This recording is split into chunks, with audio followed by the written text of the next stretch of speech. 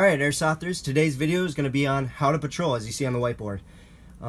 There are many types of patrols. I've just got 4 written down there, and those are what I'm going to teach you. In my time in the Marine Corps, these 4 types of patrols account for about 100% of the encounters I got into. So I would just like to stress, become proficient at these 4. You don't need to learn much more than this. And I'll just jump right into it now. The tactical calm is the first one. This is going to be for when you want your unit to have speed, but you don't want to give up the tactical benefits of a patrol. So you guys are going to be able to go down a road. Say this is a road. One guy's on the other end, one guy's on the other end. Alright? And it goes just like that. And it keeps going down the line for as many guys as you want. I just put 4 guys for each type of patrol for room's sake. I also wrote down 15 meters. This is going to go for every little distance there is from each guy. You want to have 15 meters of dispersion. Reason being, the casualty range for a frag grenade is 15 meters. So if a grenade lands on this guy right here, this guy is going to be just fine. He's going to come out unscathed.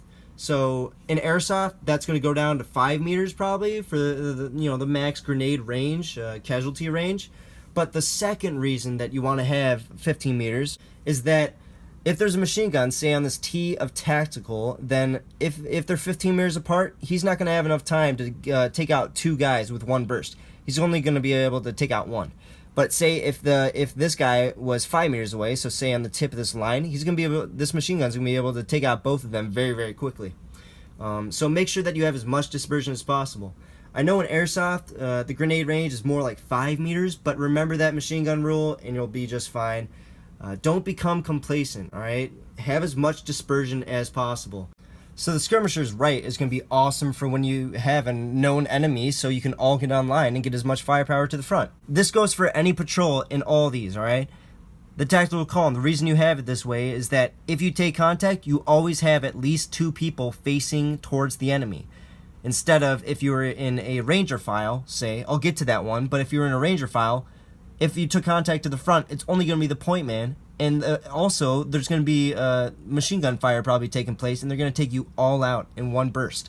So, moving on to the wedge is going to be used for especially when you are in a forest, because most of the enemies, if they're in the front, which you're probably going towards, is going to be seeing only these 3 guys. They aren't going to see this lone guy over there.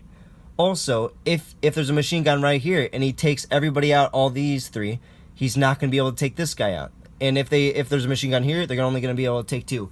Wedge is going to be perfect for the survival of your unit. If you need to have survival and call in, like, there's always going to be 1 guy left is what I'm going for.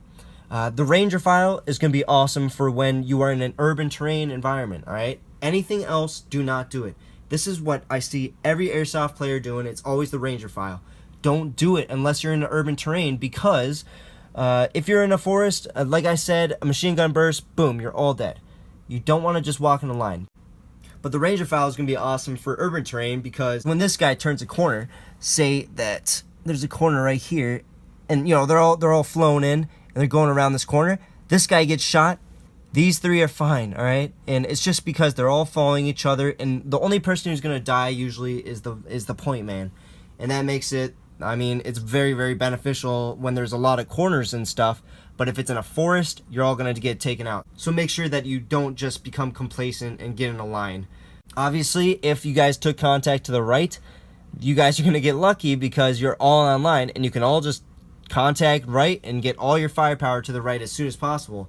But I stress again, if you're in a forest or a desert, this is not going to be good at all. Do not do a Ranger file. And that's about it, guys. If you have any other questions, leave it down in the comments below. I can't teach you everything in a 5-minute video, but I certainly try. So ask me any questions, like this video up, subscribe, and I'll talk to you guys later.